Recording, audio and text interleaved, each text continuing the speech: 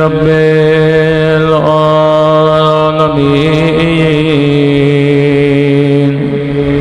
अल्हम्दुलिल्लाहि कमा हुवा अहलो। अस्सलातु वस्सलामु अला सय्यदिल मुरसलीन व खातमिन नबिय्यीन अबिल क़ासिम मुहम्मद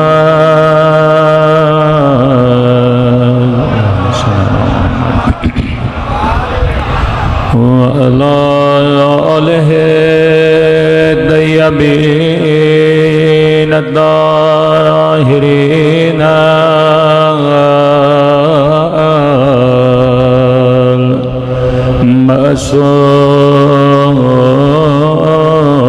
मअसूमीन। सब मिलकर दुआ इमाम ज़मान। अल्लाहुम्मा कुल्ले वलीका हुज्जत इब्ने हसन सलवातुका अलैहि व अला आबाए फी हादिहि व फी कुल्ली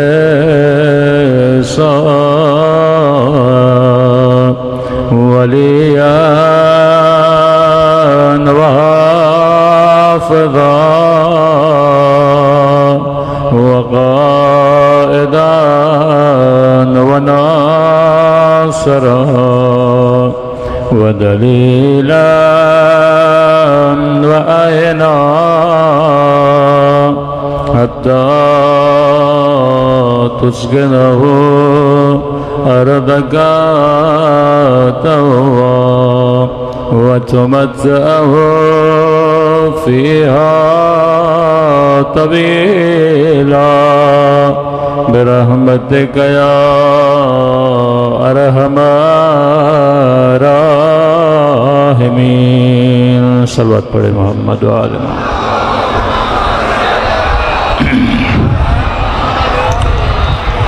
बिस्मिल्लाहिर्रहमानिर्रहीम। रब्बि इश्रह ली सदरी व यस्सिर ली अमरी वहलुल उक़दतम मिन लिसानी यफ़क़हू क़ौली। अम्मा बअद फ़क़द क़ाल मौलाना अल हुसैन अलैहिस्सलातु वस्सलाम इन्नमा ख़रजतु लितलबिल इस्लाह फ़ी उम्मति जद्दी। सल्लल्लाहु पढ़े मोहम्मद व आले मोहम्मद।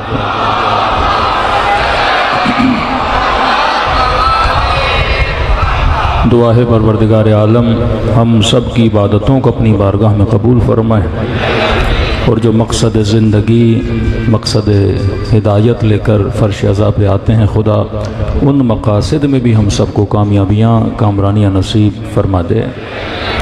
इमाम हुसैन अलैहिस्सलातु वस्सलाम का जुमला फरमाया खरज तो इस्लाह उम्मत जद्दी में हुसैन एक मकसद लेकर करबला की तरफ रवाना हुआ और वो मकसद ये था कि अपनी जद की उम्मत की इस्लाह करूं। याद रखिए इस्लाह के मद्दे मुकाबिल जो लफ्ज़ है वो फ़साद है।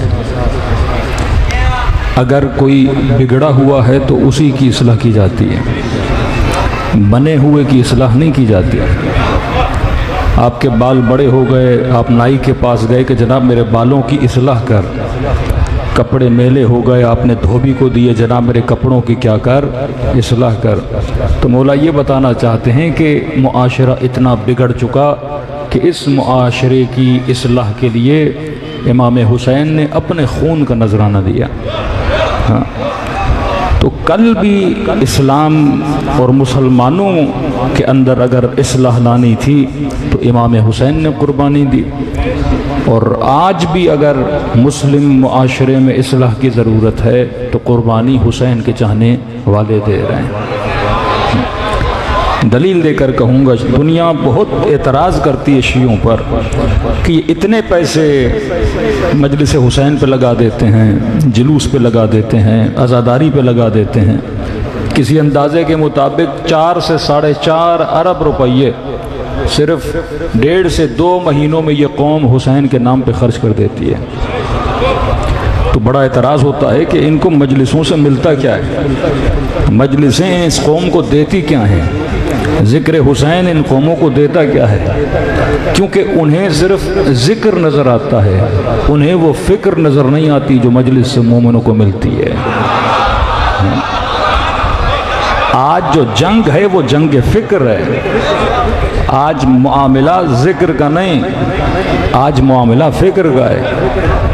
उनको सिर्फ आंसू नज़र आता है, आंसू के पीछे हुसैन की फ़िक्र नज़र नहीं आती।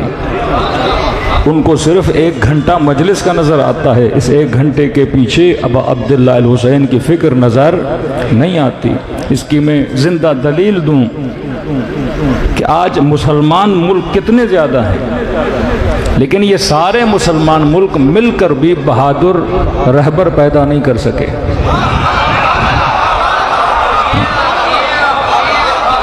कोई कहे 40 हैं, 45 हैं, जनाब कितने भी हों, सारे मिलकर भी बहादुर रहबर पैदा नहीं कर सके, बहादुर लीडर पैदा नहीं कर सके। वक्त के यजीद के मुकाबले में उनकी आंखों में आंखें डालकर बात करने वाले पैदा नहीं कर सके। लेकिन पूरी दुनिया में अगर किसी ने वक्त के यजीदों की आंखों में आंखें डाल के बात की, वो कल या अली था या आज अली वाले हैं।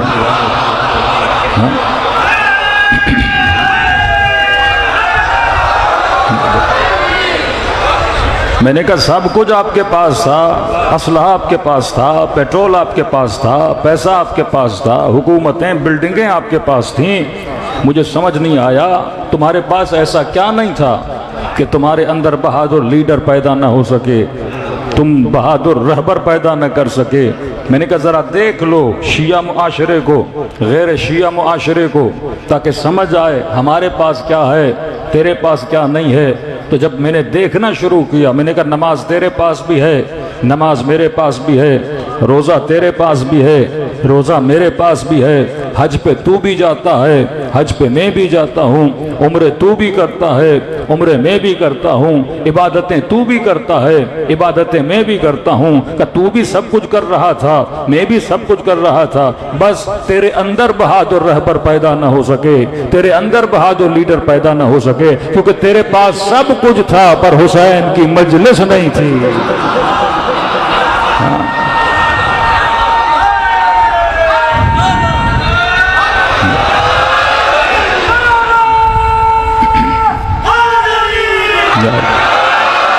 सब कुछ था पर तेरे पास फर्श अज़ा हुसैन इब्न अली नहीं था।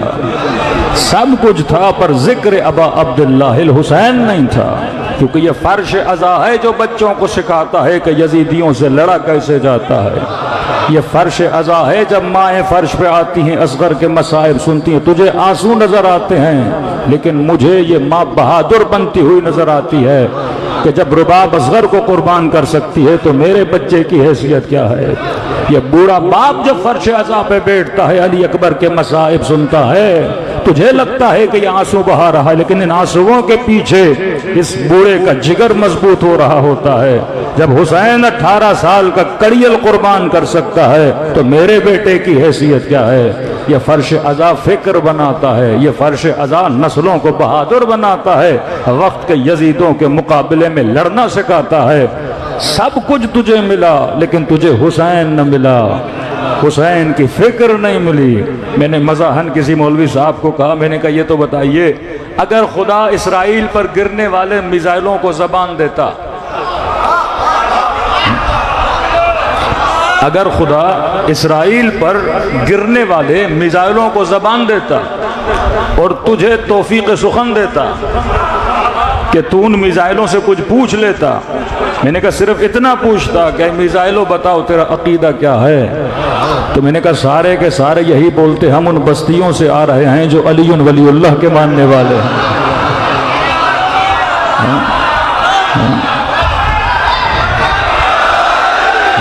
ये बहादुर बच्चे यमन में, ये बहादुर बच्चे लुबनान में, ये बहादुर बच्चे इराक और ईरान में, सारे के सारे अली के मानने वाले। इन नस्लों में इतनी बहादुरी क्यों है? क्योंकि ये जिक्र हुसैन की बरकत है, ये फर्श अज़ाए हुसैन की बरकत है। वो ये समझ रहे थे ये इतना खर्चा मजलिस पे कर रहा है, जनाब ये मजलिस पे नहीं कर रहा, मैं अपनी नस्लों पे खर्चा कर रहा हूँ, मैं अपने बच्चों पे खर्चा कर रहा हूँ। क्योंकि ये फर्श अज़ा है जो नस्लों को बहादुर बनाता है, ये फर्श अज़ा है जो अफकार को बुलंद बनाता है। फिक्र बुलंद हो गई तो इंसान बुलंद हो जाता है। देखिए दुनिया का आसान तरीन काम है बिल्डिंग बनाना। अमेरिका बड़ी अच्छी बना लेता है, इसराइल बड़ी अच्छी बना लेता है, दुनिया का आसान तरीन काम है। दुनिया का मुश्किल तरीन काम है इंसान बनाना। बिल्डिंग बनाना आसान, इंसान बनाना मुश्किल। और इंसान बनाने का काम मजलिस हुसैन करती है, हुसैन की करबला करती है। ये करबला है जो होर बनाती है, ये करबला है जो हबीब बनाती है, ये अली है जो सलमान और अबू ज़र बनाते हैं। किसी और के पास न सलमान मिलेगा न अबू ज़र मिलेगा। ये वो वादी थी जो इंसान साजी की वादी थी। फर्श अज़ा पे बच्चों को बिठाते हैं, मकसद फर्श अज़ा ये इनकी फ़िक्रों को मजबूत किया जाए, मकसद फर्श अज़ा ये इनके अकीदों को मजबूत किया जाए, मकसद फर्श अज़ा ये कि ये फर्श अज़ा पे आएगा तो अक्लमंद बनेगा। क्योंकि मौला फरमाते हैं जिसने अली को माना, और मानना ही इसलिए क्योंकि साहिब अक्ल था। देखिए आपने कई दूसरे मकतब के मौलवी और मुफ्तियों से सुना होगा, पुराने प्रोपेगंडे नए प्रोपेगंडे कि बार बार मना करते हैं अपने बच्चों को कि शियों की मजलिस में न जाना। कई हैं मुहिब्बान अहले बैत बरादरान सुन्नत आते भी हैं, लेकिन मैं मुबग़िज़ों की बात कर रहा हूँ कि जो मना करते थे शियों की मजलिस में न जाना, शियों का न्याज न खाना, शियों के अलम के नीचे से। अब बीवी हर किसी को प्यारी है, क्या गुजरोगे तो निकाह टूट जाएगा। शियों से दोस्तियाँ न करना। इतना रोकने की वजह क्या है? इसे कहते हैं डर। किसका डर? शियत की फिक्र का डर। मिलना नहीं, मिलेगा तो पता नहीं वापस आएगा कि नहीं। मजलिस में जाना नहीं, पता नहीं जाके अली की फिक्र सुनेगा तो आएगा कि नहीं। खौफ है ना। लेकिन मैं चैलेंज देके कह रहा हूँ, शिया जाकिर, शिया मौलवी, शिया मुज्तहिद, शिया मुसन्निफ, एक जाकिर, एक खतीब बता दो जिसने अपने बच्चों को ये कहा हो सुन्नी मौलवियों को न सुनना या किसी वहाबी को न सुनना या किसी बरेलवी को न सुनना। एक बच्चा शिया दिखा दो जिसको मिंबर पर बैठकर किसी जाकिर या मौलवी ने कहा हो कि जनाब अगियार को न सुनना, उनकी मस्जिदों में न जाना। आज तक सुना? हम कहें तारिक जमील को न सुनो, हम कहें तारिक मसूद को न सुनो, हम कहें फला इंजीनियर को न सुनो। हम तो कहते हैं सुनो ताकि पता चले कि वहाँ क्या है, यहाँ क्या है।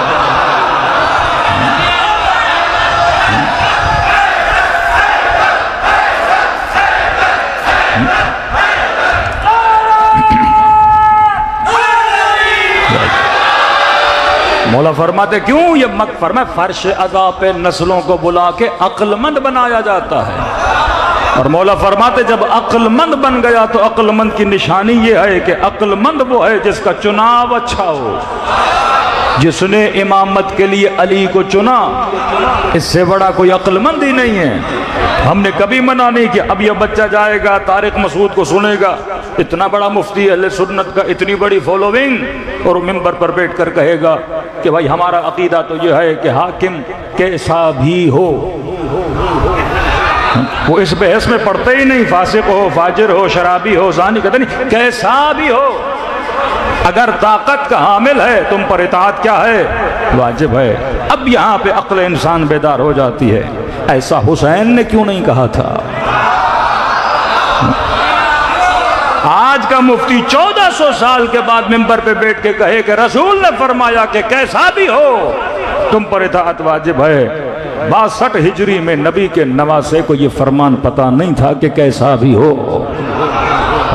ये फिक्र सुनेगा तो ये तफरीक कर पाएगा कि फर्श अज़ा की फिक्र क्या है, अग़यार की फिक्र क्या है। हमने कभी अपने बच्चों को नहीं रोका फलां को न सुनना, फलां के पास न जाना, फलां की किताब न पढ़ना। वो रोकते हैं क्योंकि वहाँ डर है, हम रोकते नहीं क्योंकि यहाँ खौफ नहीं, क्योंकि हमने इसे वो दिया है कि ये उसको कभी छोड़ ही नहीं सकता।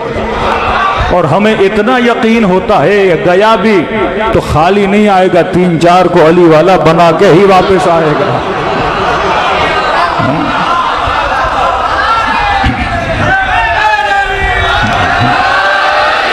ये ताकत फर्श अज़ा हुसैन इब्न अली है। इस साल मैंने अशरा पढ़ा, उसमें हमने कहा फर्श अज़ा से 10 आयन मिलते हैं, हाँ, आसानी से, ताकि बच्चों को याद हो जाए। आशूरा से 10 आयन निकलते हैं। पहला आयन जो फर्श अज़ा से मिलता है वो आयन अक्ल है। फर्श अज़ा नस्लों को अक्लमंद बनाती है, हाँ, प्रॉपर अक्लमंद। इमाम चुना तो अली को। अब मौला फरमाते इसका हर चुनाव अच्छा होना चाहिए। अब उस दरसी मजलिस में नहीं जा रहा। चुनाव अच्छा मतलब शादी करे तो बीवी के लिए चुनाव अच्छा, दोस्त बनाए तो दोस्त के लिए चुनाव अच्छा, लिबास पहने तो लिबास के लिए चुनाव अच्छा, किताब पढ़े तो किताब के लिए चुनाव अच्छा, मजलिस में जाए तो मजलिस के लिए चुनाव अच्छा, रात को नौकरी करनी है, किसी जगह पे जॉब करनी है तो उसके लिए चुनाव अच्छा।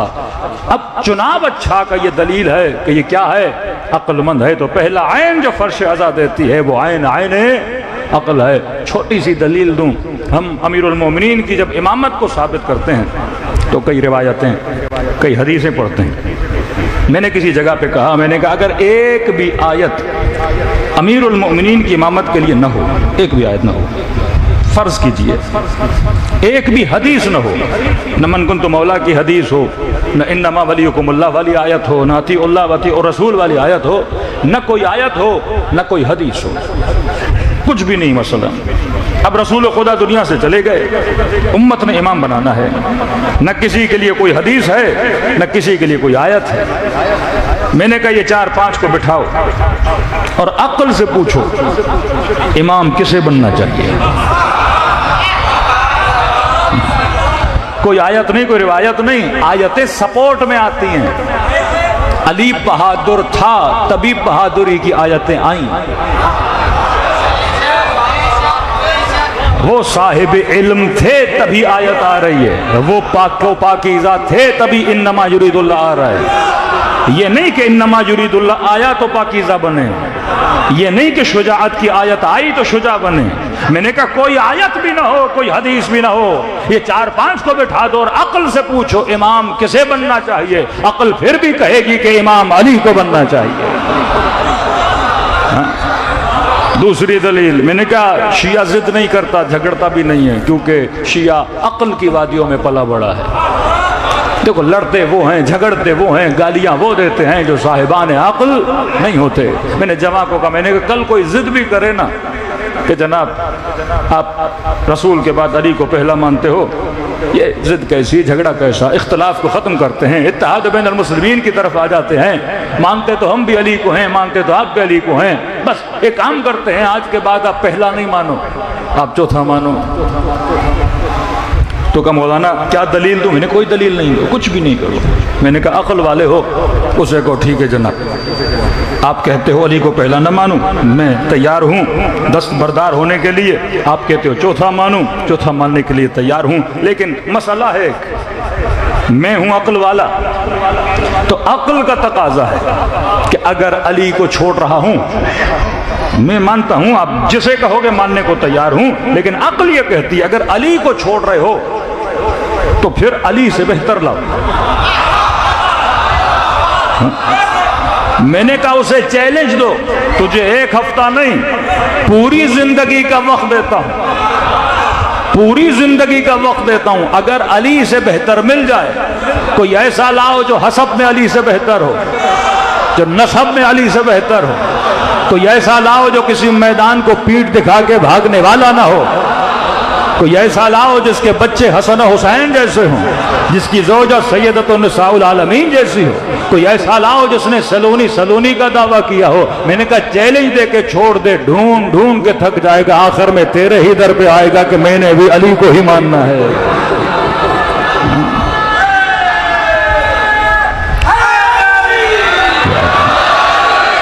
क्यों? क्योंकि ये मकतब अक़ल है। बच्चों को आसान मिसालें दे के समझाने का आदी हूँ। मैंने कहा चलो और आसान कर दूँ।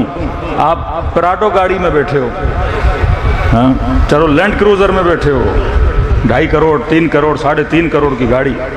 अगला अब एसी भी अच्छी, सीटें भी अच्छी, रोड पे चले तो गाड़ी में पता भी न लगे कि कोई स्पीड ब्रेकर भी हैं कि नहीं है, खड्डे वड्डों का भी पता न लगे। अगला बंदा आ जाए, जनाब इस गाड़ी से उतरो। भाई कहाँ बैठूं? अगर आप लैंड क्रूज़र से उतार रहे हो तो लैंड क्रूज़र से कोई बड़ी गाड़ी दो। अकल का तकाजा है ना कि इतनी बड़ी गाड़ी से उतारो और कोई उस गाड़ी को छोड़ दो। अच्छा भाई छोड़ के कहाँ आऊँ? कहे मेरे पास मेहरान है, ऐसी भी नहीं है उसमें, ऊपर से पंचर भी है, तो आप इसमें बैठिए। तो कोई बड़ी गाड़ी को छोड़कर छोटी गाड़ी में नहीं बैठता। कोई आलिमों को छोड़कर जाहिलों को अपना इमाम नहीं बनाता।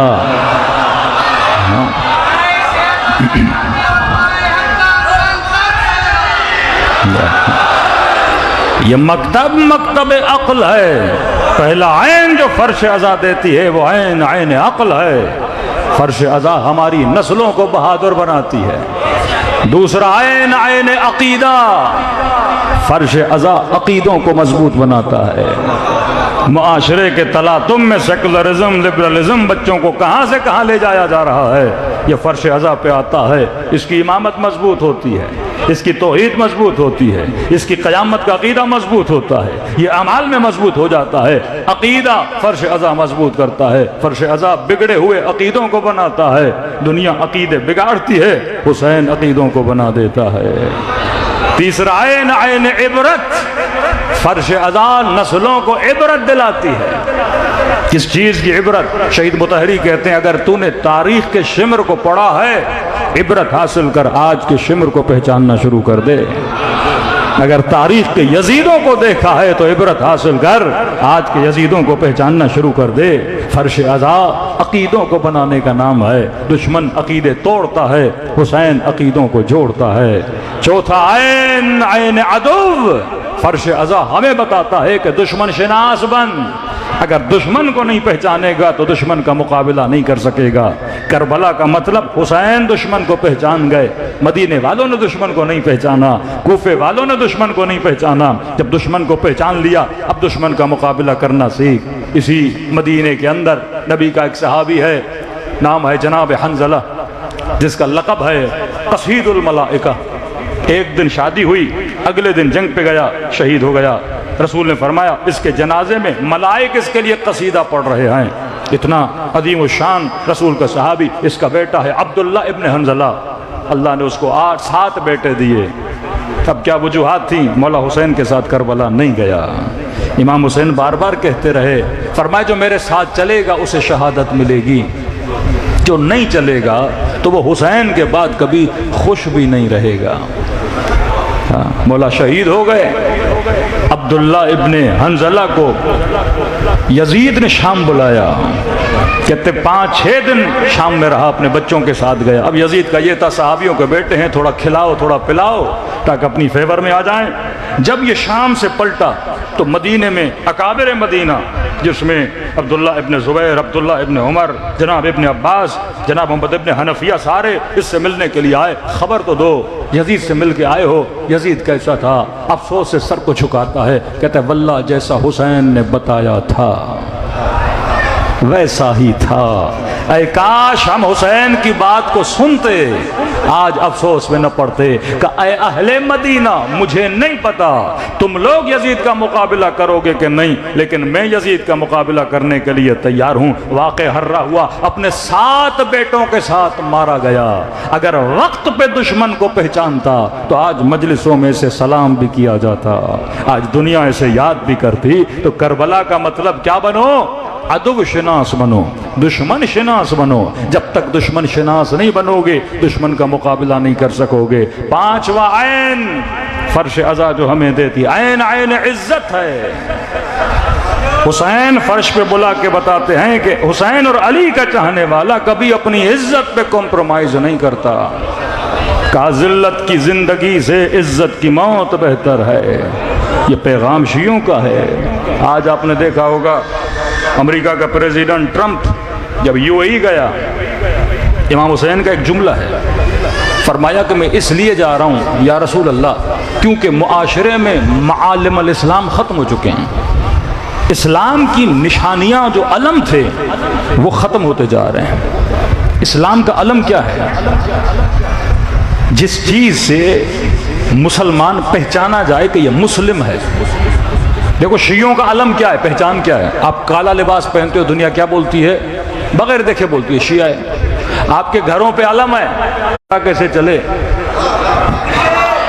कौन सा अली वाले का है, कौन सा गैर का है? मैंने कहा पंजाब से जैसे रहीम यार खान को क्रॉस करोगे, रोहड़ी में घुसोगे, रात का वक्त हो, 4000 घर बरादरान सुन्नत के हों, लेकिन रात के अंधेरे में 4000 नजर नहीं आते, वो चंद 100 नजर आते हैं जिनकी छतों पे अब्बास का अलम लगा हुआ है। इसे कहते हैं मालिम। अब मैंने कहा जिस मुल्क में हूँ ही सारे शिया, तो उन्हें किसको बताने की जरूरत है कि मैं शिया हूँ? जिनकी मस्जिदों से अली वलीउल्लाह की अज़ानें आती हों तो वो तो बता रहे हैं कि हम शिया हैं। बताना वहाँ पड़ता है जहाँ किसी को पता नहीं होता। इसी तरह इंटीरियर सिंध में जाते हैं, हर बंदा मिलता है, कहता अस्सलाम वालेकुम या अली मदद। अब या अली मदद का वहाँ ये नहीं कि मैं मौला से मदद मांग रहा हूँ। बंदा ठीक ठाक है, किस चीज़ की मदद? मुश्किल हो तो मदद मांगे ना। वहाँ ये साइन ऑफ तशय्यो है, क्योंकि बरेलवी आएगा अस्सलाम वालेकुम, वहाबी आएगा अस्सलाम वालेकुम, अहले हदीस आएगा अस्सलाम वालेकुम, शिया भी आएगा कहेगा अस्सलाम वालेकुम या अली मदद। मतलब तू और है, मैं और हूँ।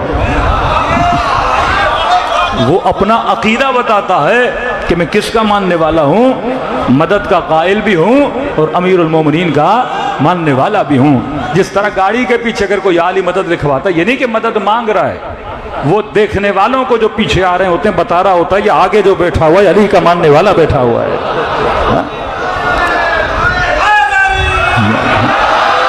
इशारी होती है ना। देखिए बाज़ औक़ात फ़कीर भी बड़े तेज होते हैं। मैंने देखा फ़कीरों का दीन और ईमान नहीं होता, बाज़ का होता भी है। फ़कीर आएगा खैरात मांगने, पहले देखेगा गाड़ी के अंदर कोई लॉकेट वॉकेट लगा तो नहीं हुआ।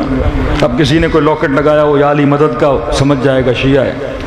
तो फिर मांगेगा भी उसी तरीके से, पंजतन का वास्ता, अली का वास्ता, हुसैन का वास्ता, अल्लाह तेरी औलाद को आबाद करे, हुसैन के सदक़े में कोई 10 रुपये कोई 50 रुपये मुझे दे दो। अब मोमिन कहेगा बेचारा मौलाई आदमी है, अहले बैत का वास्ता दे रहा। यहाँ आपकी गाड़ी गुजरी, पीछे गाड़ी आई, कोई ऐसा था जिसकी मूँछों को हवा ले गई थी, अब उसे तो नहीं कहेगा तुझे अली का वास्ता, हाँ, उसे फ़ौरन कहेगा जल्ल जलालहू का वास्ता, रब अज़ीम का वास्ता, रब करीम का वास्ता। तो उसे पता है मैंने किससे किस तरह बात करनी है। ये फ़र्श अज़ा सिखाता है कि यहाँ तूने अपने अक़ीदों को कैसे मजबूत करना है। फ़र्श अज़ा सिखाता है कि ज़िंदगी इज़्ज़त के साथ गुजारनी है, ज़िल्लत के साथ नहीं गुजारनी। छठे इमाम इमाम जाफ़र सादिक़ अलैहिस्सलातु वस्सलाम,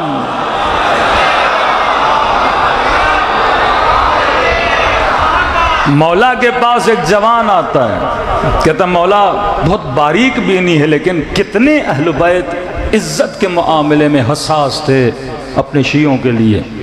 का मौला किसी सफ़र पे जाना है, बहुत दिल ले जाऊं लेकिन पैसे नहीं हैं।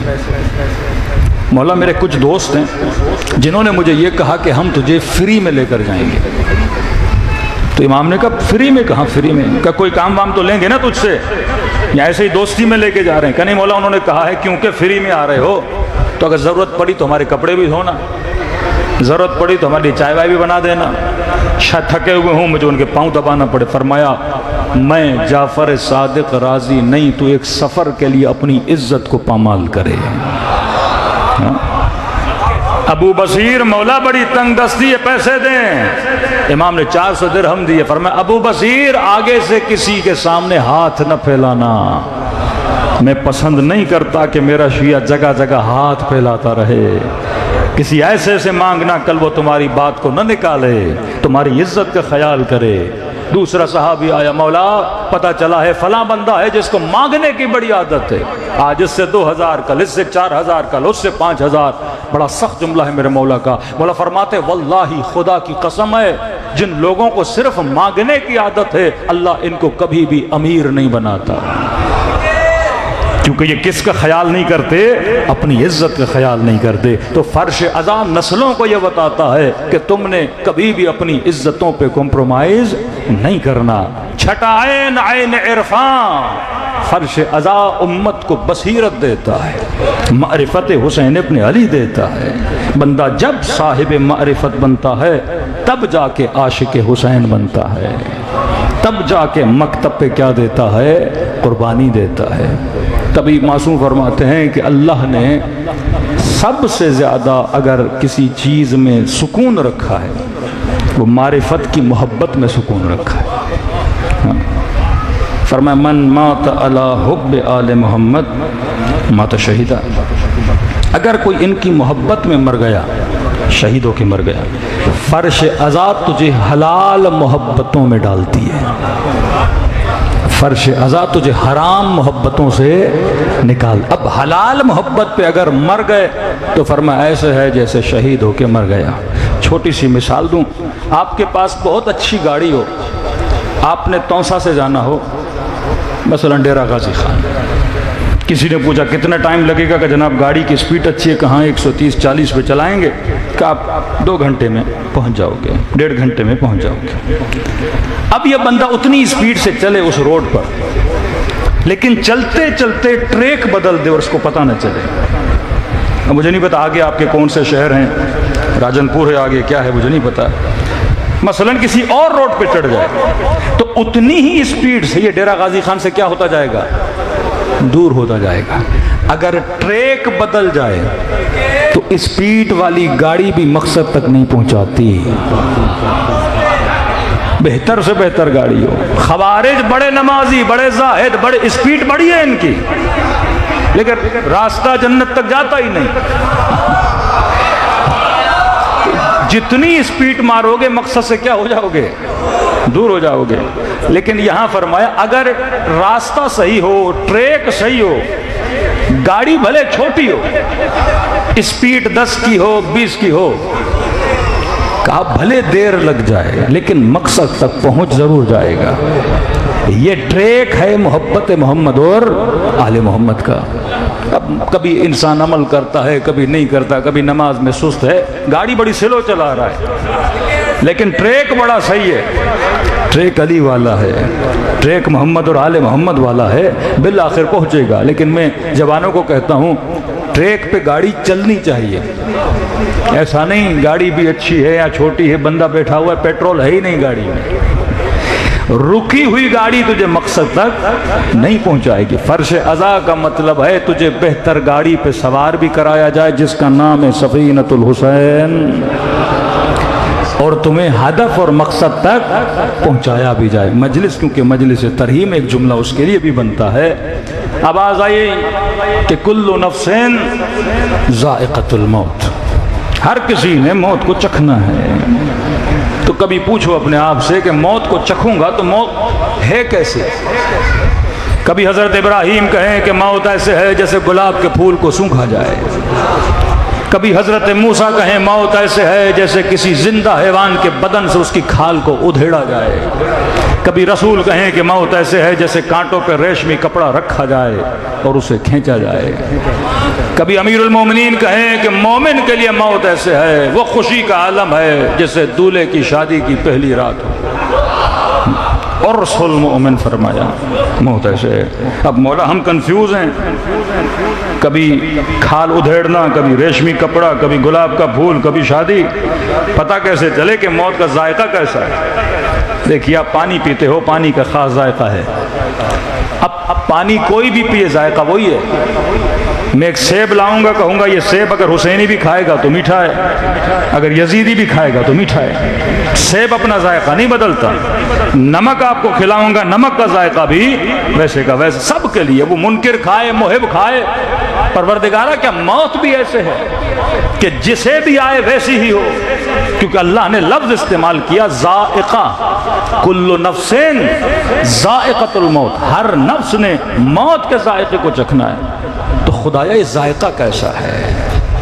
उलमा फरमाते हैं कि खुदा ने इंसान के पैदा होते ही मौत का एक खास जायका बनाया, और ये जायका था पानी की तरह। कोई मिनरल वाटर, कोई गिलास में पानी भरो, जब तू पैदा हुआ खुदा ने एक भरा हुआ गिलास तुझे दिया, का ये तेरी मौत है।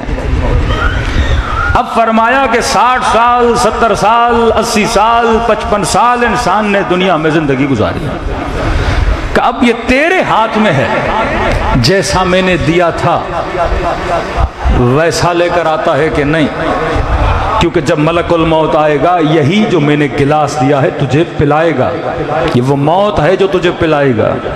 अब तेरी मर्जी है तो अली की इताअत करके इसे मीठा बना,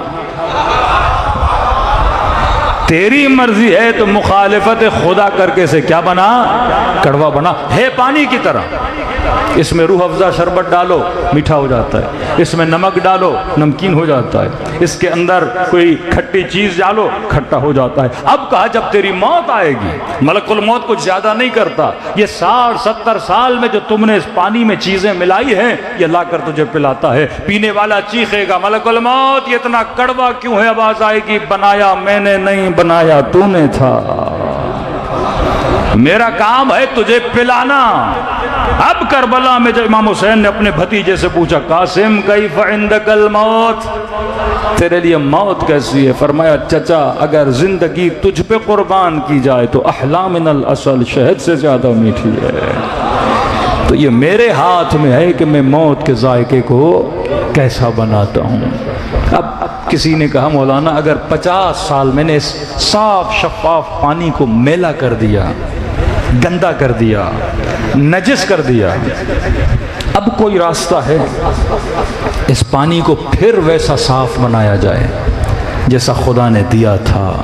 फरमाया हाँ, अगर दुनिया के गंदे से गंदे पानियों को दुनिया के फिल्टर लगा के साफ कर सकते हो तो जिंदगी के जो अल्लाह ने पानी दिया है उसे साफ क्यों नहीं किया जा सकता?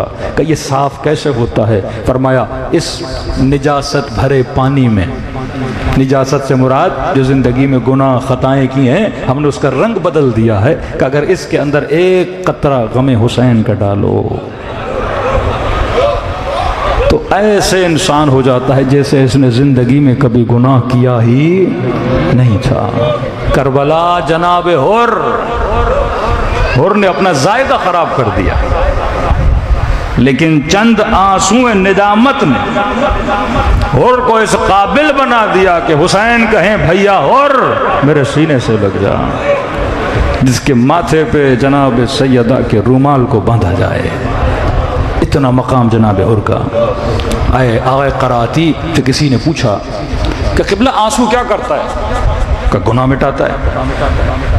का फिर ये आंसू तो अगियार के पास भी है, गैर शियों के पास भी है, तौबा का आंसू, अस्तगफिरुल्लाह रब्बी व अतूबु इलैह, तौबा का आंसू, इलाही अलाफ, तौबा का आंसू, दुआए कुमैल, तौबा का आंसू। तो कहा कि वो आंसू भी गुनाह मिटाता है, गमे हुसैन का आंसू भी गुनाह मिटाता है। फिर कहा कि दो का फ़ायदा क्या? अगर एक ही मिटा रहा है तो एक काफ़ी है।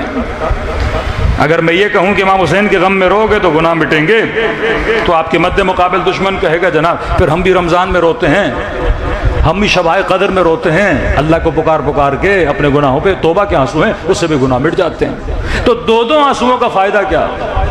बेहतरीन मिसाल दिया गया कराते हैं। फरमाते कभी कभी जैसे ये मेरी अबा है, अगर नजस हो जाए तो इसको पाक करने के लिए पानी चाहिए, तो पानी इसको क्या करता है, पाक कर देता है। इसे कहते हैं तौबा का आंसू। गम हुसैन का आंसू क्या है? फरमाया कभी कभी कपड़ों पे दाग लग जाते हैं, कितना भी पानी से धो दाग नहीं जाता। हाँ, निजासत चली जाती है, दाग नहीं जाता। फरमाया गमे हुसैन का आंसू वजूद पे लगे दागों को भी मिटा देता है। कितना बड़ा दाग था हुर के वजूद पर, रास्ता रोका हुसैन का। हाँ, मौला को जाने देता नक्शा अलग होता। कितना बड़ा दाग था कि जब हुर ने लजा में फरस पे हाथ डाला तो इमाम हुसैन को जलाल दिलाया। कितना बड़ा दाग था कि जब रास्ते को रोका तो अमारियों में ज़हराज़ादियों ने रोना शुरू कर दिया था। किस तरह हुसैन ने दाग मिटा दिया। फिर इसी हुर को भैया बनाया, ज़ैनब ने भैया कहा। हाँ, अपनी गोद में सर रख के हुसैन ने माथे पे सैयदा का सिया हुआ रुमाल बांधा। इसे ये कहा कितनी शरीफ थी तेरी माँ जिसने तेरा नाम हुर रखा। हाँ, फिर जब दाग मिटाते हैं तो ऐसे मिटा देते हैं। पूरी जिंदगी मसीही रहा नाम वहब कल्बी, कैसे उसके दाग मिटा दिए। आज हर फर्श अज़ा पे असहाब हुसैन को सलाम किया जा रहा है। ये दागों का मिटना है। ज़ुहैर मिल नहीं रहा इमाम हुसैन से, दो दो मरतबा कासिद भेजे कि ज़ुहैर को बुलाओ, का मैं रास्ता दूर दूर इख्तियार कर रहा हूँ ताकि मेरी निगाह हुसैन पे न पड़े, मैं मिलना नहीं चाहता। कहते तीसरी मरतबा आवाज़ आई, ज़ुहैर बाहर आओ। गुलाम को कहा, मैंने बार बार कहा मैंने नहीं मिलना, ये कासिद क्यों आ रहे हैं बार बार? गुलाम ने कहा इस बार कासिद नहीं, खुद हुसैन तुझे लेने के लिए आए हैं। कैसा दाग मिटा, सब कुछ दिया, फिर रवाना हुआ किसकी तरफ? हुसैन इब्न अली की तरफ। ये मसाइब इमाम हुसैन बड़े बड़े दागों को मिटाते हैं, बड़ी बड़ी बुराइयों को मिटाते हैं। दूसरा फ़ायदा गम हुसैन का वो है शफा। हमारे बुजुर्ग उलमा फरमाते हैं बच्चे अगर बीमार हो जाए ना तो घर के अंदर इन मरीज़ों को बिठाकर चंद मिनट चंद घड़ियाँ मसाइब इमाम हुसैन पढ़ा करो तो खुदा मरीज़ों को क्या देता है? शफा। ईरान के बहुत बड़े ख़तीब थे आगाए काफ़ी, दुनिया से चले गए। इनके बेटे भी ख़तीब थे, ज़ाकिर इमाम हुसैन थे। एक मुहर्रम गुजरा, उसके बाद गले में तकलीफ़ हुई, डॉक्टर ने कहा आपको कैंसर है। कहा डॉक्टर साहब ठीक होऊंगा? कहाँ? एक है कि अगर आप पूरा साल किसी से बात न करो, मजलिसें पढ़ना जिक्र करना छोड़ दो। मैंने कहा ठीक है। कहते 8-9 महीने मैंने कोई कलाम नहीं किया, किसी से काम था मैं कागज़ पे लिखता था, बूढ़ी माँ आती थी जो काम था लिख के देता था। कहते मुहर्रम का महीना आया, अब कोई ज़ाकिर हुसैन हो और उसे ज़िक्र से रोका जाए, जिसकी ज़िंदगी हुसैन हुसैन करते गुजरे। कहता पहली मुहर्रम बर्दाश्त किया, दूसरी, तीसरी, पाँचवीं, छठी मुहर्रम जब आई और कानों में हुसैन के मसाइब की आवाज़ें आईं, कहता मैंने इमाम हुसैन को मुखातब किया। मैंने कहा मौला लगता है अपने ज़ाकिर से नाराज़ हो,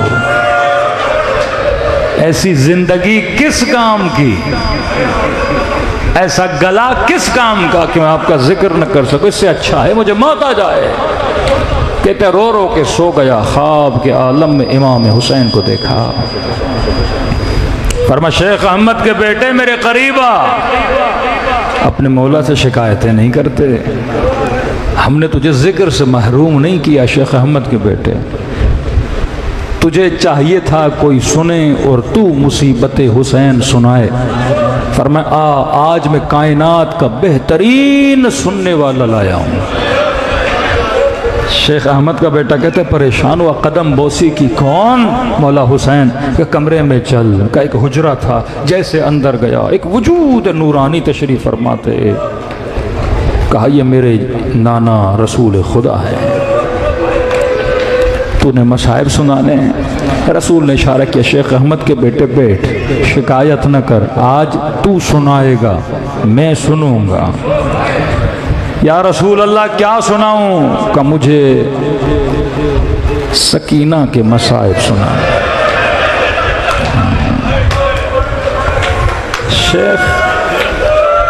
अहमद का बेटा कहता मैं परेशान हुआ कि हुसैन के सामने 4 साल बच्ची के मसाइब पढ़ूं।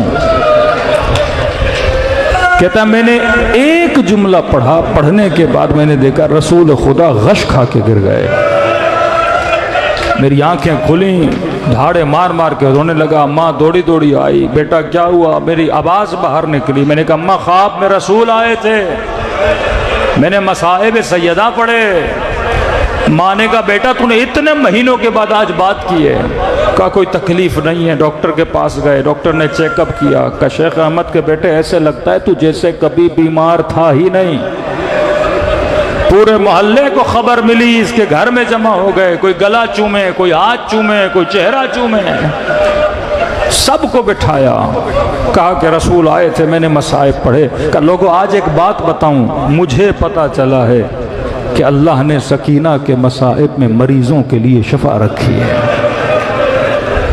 कि शेख अहमद के बेटे तूने पढ़ा क्या कि रसूल अकरम गश खा के जमीन पे गिर गए?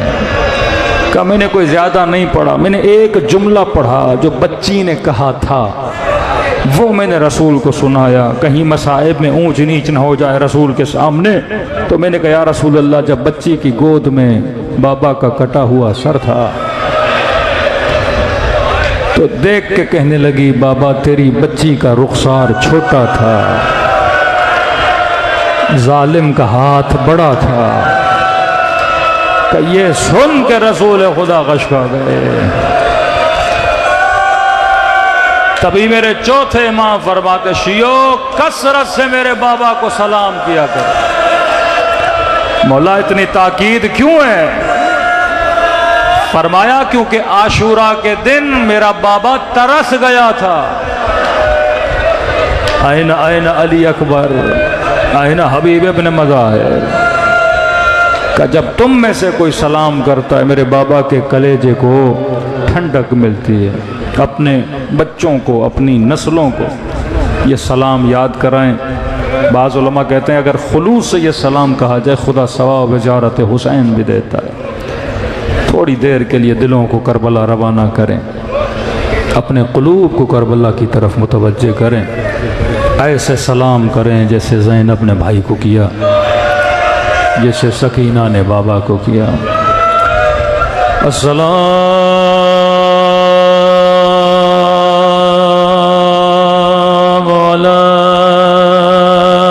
अलल हुसैन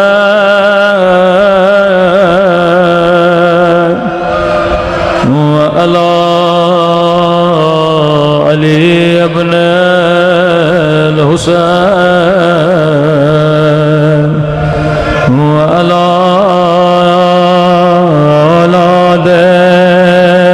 हुसैन व अला अस्हाबिल हुसैन। सब मिल गए अस्सलाम अलल हुसैन व अला अली इब्न हुसैन की सदा बुलंद अला औलादिल हुसैन अला अस्हाबिल। मेरा सलाम हो उन नन्हे से रुखसारों पे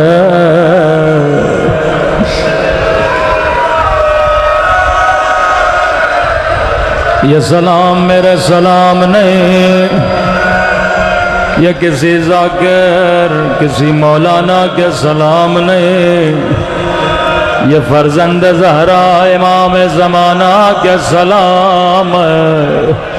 ज़ियारत नाहिया इमाम ज़माना का पड़ा हुआ नुहा है। किसी शहीद का नाम नहीं लिया, बस इशारा किया, फरमाया मेरा सलाम हो उन नन्हे से रुखसारों पे अल्लाह जाने या अली असगर के रुखसार या कासिम के रुखसार। जवाब मेरे मौला ने खुद दिया, मेरा सलाम हो उन नन्हे से रुखसारों पे ओ जिनका रंग बदलता रहा। ये नहीं का रंग बदल गया बल्कि बदलता रहा। कभी शिमर के तमाचों ने रंग नीला किया, कभी जालिम के तमाचों ने रंग सिया किया।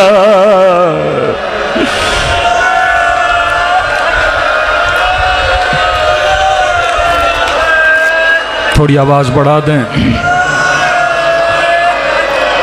अहले बैत रुखसारों पे बड़ा रोए। सबसे पहला इमाम जो रुखसारों पे रोया नाम हसन है। फरमाया जाकिर तू मेरे शियों को मेरे असली मसाइब क्यों नहीं सुनाता? मौला मैं सुनाता हूँ, जिगर के टुकड़े बाहर आए। ये मेरे मसाइब है पर मेरे असली मसाइब नहीं है। मौला मैं आपके शियों को सुनाता हूँ। घर से जनाजा बाहर गया था, जब वापस आया खून से भरा था।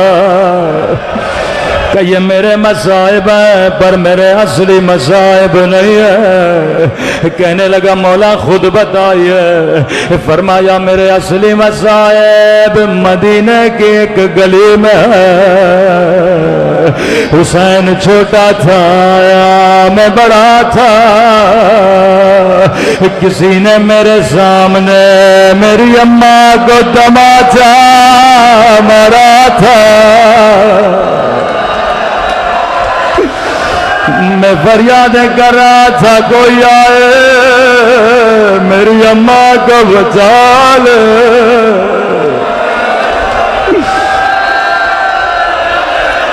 अगला जुमला बड़ा दर्द भरा जुमला है।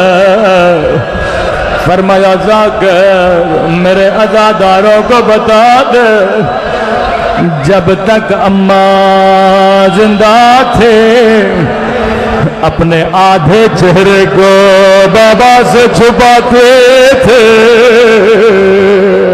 मौला क्यों छुपाते थे? कहता कि अली की निगाह रुखसारों पे न पड़ जाए। मौला अली ये मजमा तुझ पे कुर्बा, तेरी गैरत पे कुर्बा। एक तमाचा लगा पर ज़हरा ने दिखाया नहीं, लेकिन हाय अली ज़ैनुल आबिदीन बाजार में देखते रहे। कभी सकीना तमाचे खाते थे, कभी बच्ची तालियां खाते थे।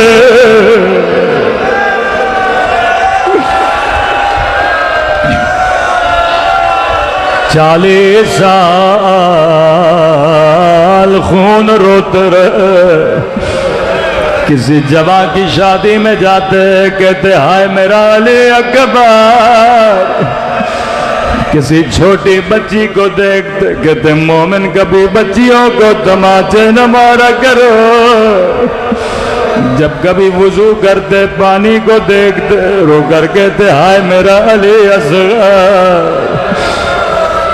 किसी ने कहा मौला इतना क्यों रोते हैं? शहादत तो आपका विरसा है। कहने लगे तूने मेरे साथ इंसाफ न किया। याकूब का एक यूसुफ गुम हुआ था। याकूब ने सिर्फ खून भरा कुर्ता देखा था, इतना रोया कि सफेद हो गए। लेकिन करबला में मेरे 18 यूसुफ मारे गए। मेरे अकबर के सीने में बरछी मारे गए। तूने सच का शहादत मेरा विरसा है। लेकिन ये बता माओ बहनों के साथ 8-8 घंटे शराबी की दरबार में खड़ा रहना, क्या ये भी सजाद का विरसा है? बाजार में जाते कसाई गोश पे कपड़ा रख लेते, कहीं इमाम ज़ैनुल आबिदीन की निगाह न पड़ जाए। एक दिन एक कसाई कपड़ा रखना भूल गया। इमाम ने फरमाया, कसाई ये बता तूने इस जानवर को पानी पिलाया था या नहीं? कहता है, मौला मैं मुसलमान हूँ, पानी पिलाता हूँ। फरियादे करके कहने लगे, हाय मेरा गरीबुल वतन बाबा, 6 महीने के बच्चे के लिए पानी मांगता रहा, लेकिन किसी ने पानी नहीं पिलाया। दूसरे सवाल ने पूरे बाजार को रुला दिया। कसाई ये बता, जब तूने इसे ज़बा किया था, क्या तूने छुरी तेज की थी या नहीं? मौला मुझे पता है छुरी तेज करनी होती है ताकि गले के कटने में तकलीफ हो। फरियाद करके कहने लगे, ओ मेरा परदेसी बाबा, ओ मेरा 3 दिन का प्यासा बाबा, ओ शिमर ने खंजर कुंद से मेरे बाबा का गला काटा था। तीसरे सवाल ने कोहराम बपा कर दिया। कसाई ये बता, जब तू इस हैवान को ज़बा कर रहा था, कहीं दूसरा हैवान तो नहीं देख रहा था?